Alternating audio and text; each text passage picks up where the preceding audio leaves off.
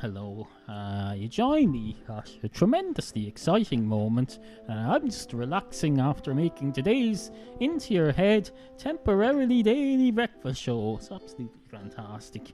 I like to relax with a bit of music to wind down after this, because frankly I've had a whole 1 litre bottle of energy drink, quite a lot of coffee. I've been drinking coffee since approximately midnight. It's 10 o'clock in the morning now, so you have to do something to wind down after all this stimulation. So have a bit of music, I thought. I'm not finding it very relaxing because I seem to be still recording. So it's a typical podcaster, always thinking of the job. They never really relax and wind down. But no. What I do finally relax. I like to listen to a bit of Billy Joel. It's the demo track on my Yamaha keyboard. It's Just the Way You Are. Ironically, you can play approximately 50 different variations of it, so it's never the same. Billy Joel, your song Just the Way You Are is being used as irony by some geeky programmer at Yamaha. Absolutely fucking ridiculous. Anyway, I hope you enjoy today's show. Good morning. Hello, I'm Dustin Meehan, Into Your Head's original professional voiceover guy, and frankly, the best. I've been on TV, you know. It kinda makes me wonder why I'm paid in cat food. You join me at a tremendously exciting moment. It's Into Your Head, the temporarily daily breakfast show for Thursday. We've a lot to get on with today. Items that need to be attended to, issues that need to be addressed, topics. Topics. You've got lots and lots of topics. We're bulging to the seams with topics. If this was a sack of potatoes, you'd be saying, they sure a hell to Christ have packed that sack of potatoes well. It's all a con. It's just a smaller sack of potatoes. That's all it is. Yeah, you have the same thing with all these confectionery items nowadays. I got a bag of M&Ms the other day, and I read the instructions that it said, hello, this isn't a bag anymore. This is called a pouch. It's a different thing. Pouch is basically a big lump of plastic that's got 3 M&Ms in it. You pay €8 for it. You empty it. You swallow them like pills and then they're gone. Absolutely fucking ridiculous. No, everything's a con now. Not that I'm alleging that the M&M's company are consters. No. Here in Ireland, I believe M&M's are made by the same people who make cat food. They make Whiskas cat food and Pedigree chum. I don't like Whiskas. I find that their tins, they're approximately 10% smaller than most other comparable brands. There's less food in them. When you have 8 cats, that's a frigging issue, I can tell you. You can't be going around giving smaller it may well be premium food, but if it doesn't fill your cats sufficiently, then it's a problem. Everything, it's about filling things. These products are about filling up your belly, so they need to fill up the container that they sell them in sufficiently. All of these products, it's about filling up your day. You fill up your day with sweets and life and cats and dog food, podcasting, and nuclear wars, if you're into that sort. Different people do different things with their days. I remember someone once did a day in the life of Ireland or something and got loads of people to send in photos of what they were doing on a particular day. Turns out people were doing a lot of different things. They made a book out of it or something, if I remember rightly. They said, here's a fella fishing. Here's a fella working in an office. Here's some woman doing some shopping. Here's a fella doing a podcast. Here's a cat eating Whiskas and looking a little dissatisfied, looking approximately only 90% satiated. Here's a dog eating a Mars bar because he's confused because they're made by the same people as the dog and the cat food over here. Master Foods Ireland, I believe it's called. They own the rights to Whiskas, one of the big dog food brands, and Mars and Marathon, Snickers, whatever they're called. They used to be called Marathons, now they're called Snickers. I believe you Americans have a different thing called Marathon too. There is no relation to the thing over here that used to be called Marathon, but it's now called Snickers. They're always renaming things nowadays. There's probably a new word for renaming things now. That'll be the next thing. They'll call it rebrand. They probably have. They've already recalled us rebranding. They said we're going to side brand this. We're going to give it a new brand. It'll be a new era. That's what it'll be. They're doing with freaking television now. They had a freaking channel 6, and now it's called 3E. They don't even keep the same freaking numbers on the televisions anymore. Because 3 bought 6, and they said, this won't work. We can't have a 3 and a 6 as part of the same network. So instead they have a 3 and the 3E. They've decided, every television station gets one number only, and if they want to make extra stations in the digital era, they have to add letters to them or come up with something imaginative. There's one in England now. It was Channel 4. They wanted some extra channels, so they have an E4 and a More 4 and a Film 4, which in itself is 4 channels. Why they couldn't be called, I don't know, something else, I don't know.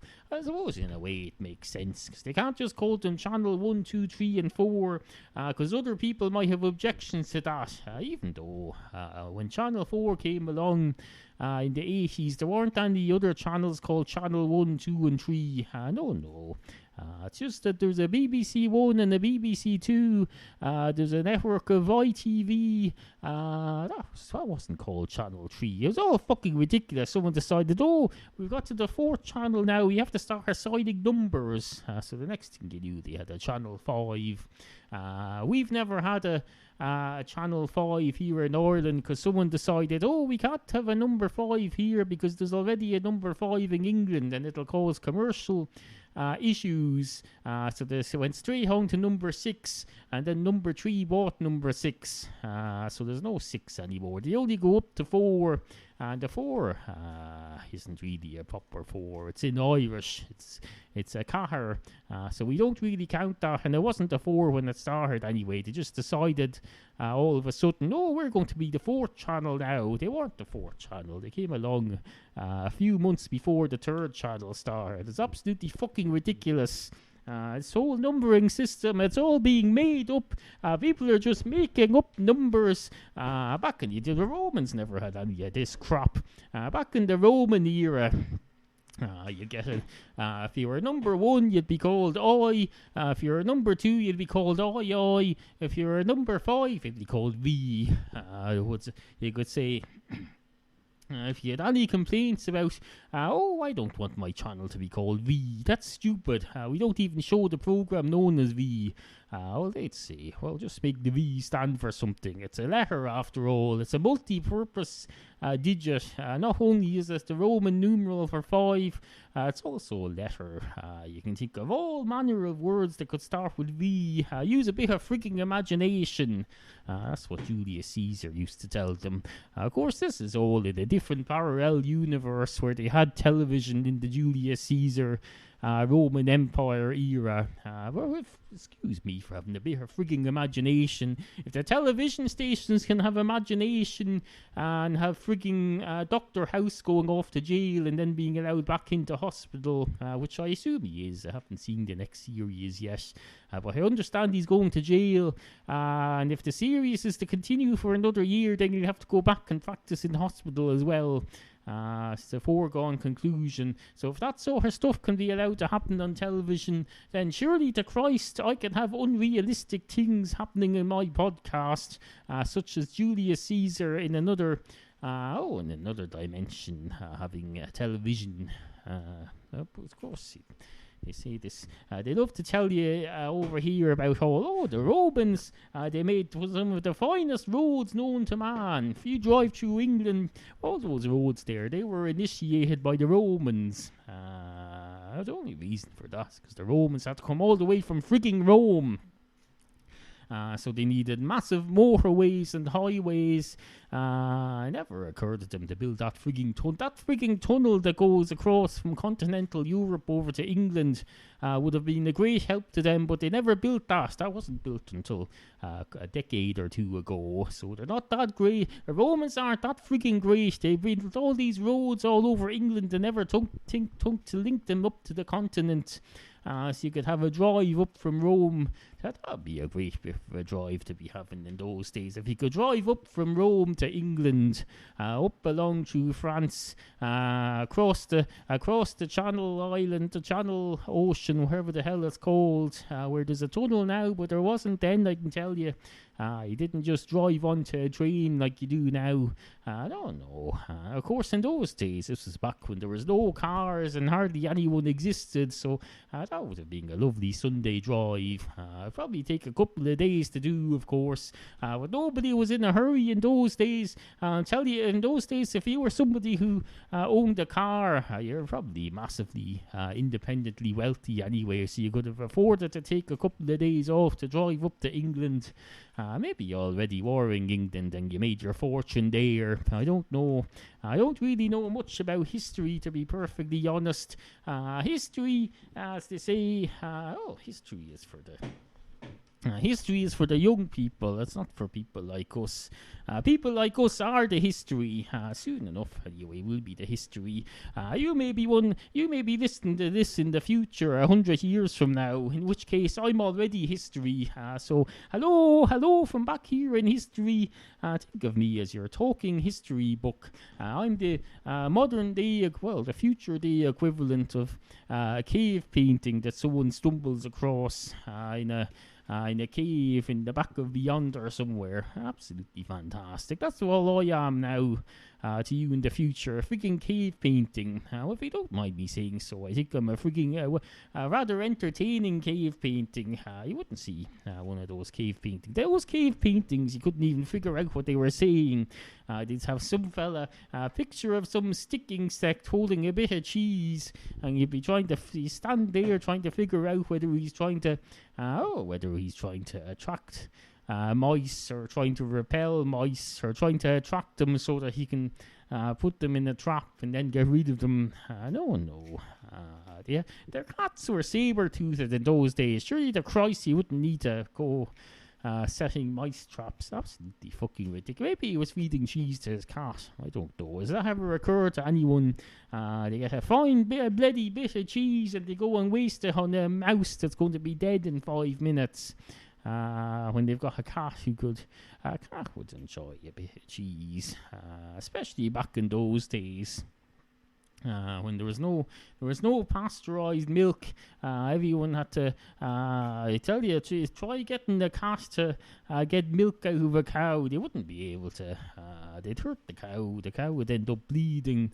So they'd have bleeding udders, and if the cat tried to get milk out of that, it would be infected with BSE or something. So that wouldn't be safe. So in those days, I assume, although they were saber-toothed, that just makes it even worse now that I think about it. Their saber-tooths would bite the udders off, and so would their claws. No, there'd be no safe way for a cat to get clean milk from a cow. There'd be no way for them to pasteurize it. So saber-toothed cats, all they had to live for pretty much was the cheese. Maybe that's why. Maybe they didn't have mice trap. Maybe I'm misinterpreting the cave drawing altogether. I suppose that's possible. And maybe you're misinterpreting me. Maybe what you just think I've been talking about for the last 5 minutes isn't what you think it is at all. Has that occurred to you? No, of course it hasn't. You're too busy obsessing over what I'm talking about. Absolutely fucking ridiculous. Anyway, here's a word from our voiceover artiste of several years, Dustin. Hello, my name is Dustin, and I actually have my own show. On Mondays, GMT, 8 p.m. until 10 p.m., I'm on Scooter Forums Radio with my cutely named show Tipper's Top Tracks, where I will play music and say words. And that's pretty exciting, isn't it? Not really. Despite the fact that I'm recording this on a 5-year-old iPhone, I've actually moved into the closet for better reverberation or lack thereof. So, in effect, I'm talking to some shirts right now. So, the shirts say hello. Good God, this show is going to be terrible when I'm on it. Oh dear. I'll move outside of the closet now and give you a little audio tour. The only thing that really happens right here is this clock I have is tremendously loud. Listen to this clock. It would keep you up at night, ladies and gentlemen. Anyway, to hear or see details, I suppose, to see details on how to hear, I'm very confusing. Go to intoyourhead.com/Dustin if you would like to see things and hear things and crap. Good Lord, why would anyone want to do that? Anyway, goodbye. Wow, what a great segment. Let's have another. Now, I know what you're thinking there. You're thinking, I see what he's done there. He's used that little voiceover that we don't hear much of. The one that says, wow, what a great segment. He's put that in there. But in the interest of modesty, he's put it after a segment that was made by a third party. So no one can suggest that he's being immodest. Absolutely fantastic. That's what you're thinking. You're thinking, that fella's great. Good on him. More power to his elbow. That's what. Oh, somebody said that to me recently. It's funny you should mention that. The other day I opened the. Let me open it now while we're here. I opened the brand new Facebook Into Your Head Facebook fan page, which you can find by visiting intoyourhead.com and clicking on the button that says Facebook page or something. Something along those lines. Anyway, the first ever comment on it, now that you mention it, was involved the phrase "more power to your elbow." I'm trying to remember exactly what it was now. I don't need to remember because it's on the internet here. Oh, here it is. Yes, the first ever post, Matthew from Scotland said, more power to the IYH elbow, in praise of my expansion to a Facebook page. Absolutely fantastic. No idea what it means. It's in common parlance around here to say more power to your elbow, as if you can. I suppose they're trying to. It's like a positivity thing. Brian Jude knows a bit about this. Brian Jude says, he says whatever the American equivalent of more power to your elbow is. He says, good stuff happening. Here's some good stuff. Universe, let's have some good stuff now. We're going to have some good stuff. Well, Brian, you should start using that more power to your elbow thing. It's absolutely fantastic. It's one of the most fantastic positive phrases known to man, and in fact in the last couple of days since Matthew posted that, my ringworm mark has finally begun to fade. I was coming back into redness last week as I was scratching it because it was itchy, but no, it's fading away now, so I think Matthew might be onto something, because this, as it happens, it's very close to my elbow. It's on my forearm. The distance between it and my elbow is no more than 3 inches, probably less if I pinch my fat a bit. But that's none of your business. It's not your business how much fat there is around my frigging ringworm mark. It's not the point. All I'm saying is the phrase "more power to your elbow" should come into international. You Americans should start using it. I think it would sound good in an American accent. I can't do it in an American accent, but I imagine it would sound something like "more power to your elbow" or something. That wasn't an American accent. There was my attempt at it. I'm not a freaking American. I've got better things to do than go around trying to adopt foreign accents to heart mine. I've enough Irish accents as it is. I've moved around from county to county enough in my life that my accent has changed 18 times. I used to have a Wicklow accent. Then I had a bit of a Dublin accent, except not quite. Then I had a Kildare accent. Then I had all sorts of. Now I have a hybrid. It's a bit of everything. thing. It's absolute. I don't leave the house anymore. That's what helps. So I don't keep. I could be coming infested with whoever the local accent is. So I suppose in a way I'm adopting a neutral accent now. I'm going to be like Data out of Star Trek, or one of those speaking clocks. I know the ones. So you go up to the clock and you say, hello, what time is it? And the clock doesn't say anything. And you remember a speaking clock doesn't work like that. Although it does in a way. I believe there's an iPhone app now that can speak the time to you. But no, I was thinking more in terms of the one that you get on the telephone back in the day. Before, so eventually this all went out the window because someone decided, oh, wait a minute. We could just have a phone that has a clock built into it instead of rigging up some woman on the other side of the planet and asking her what time it is. Sure, she wouldn't know. She's all automated anyway. It's a recording, and you wouldn't know how long ago it was recorded. Anyway, that's to say, stuff. There's still more to come on Into Your Head. Monkey nuts. That's what they call them. They call them monkey nuts. One of the finest natural products known to man. It's basically a sweet that grows on trees. M&M or no M&M, there's always monkey nuts. You don't need these frigging confectionery companies coming out with these bags of nuts packaged up. Artificial nuts packaged up in artificial shells. No. Let's get some proper monkey nuts. That's all you need. The only time you can get them, unfortunately, over here is a Halloween. That's the only time you see them in mass numbers. People buy them up in sackfuls and sackfuls. And then children come to the door and they say, hello, trick or treat. It's not really a choice. You're not being given a choice there. You're expected to give them a treat. That's the thing.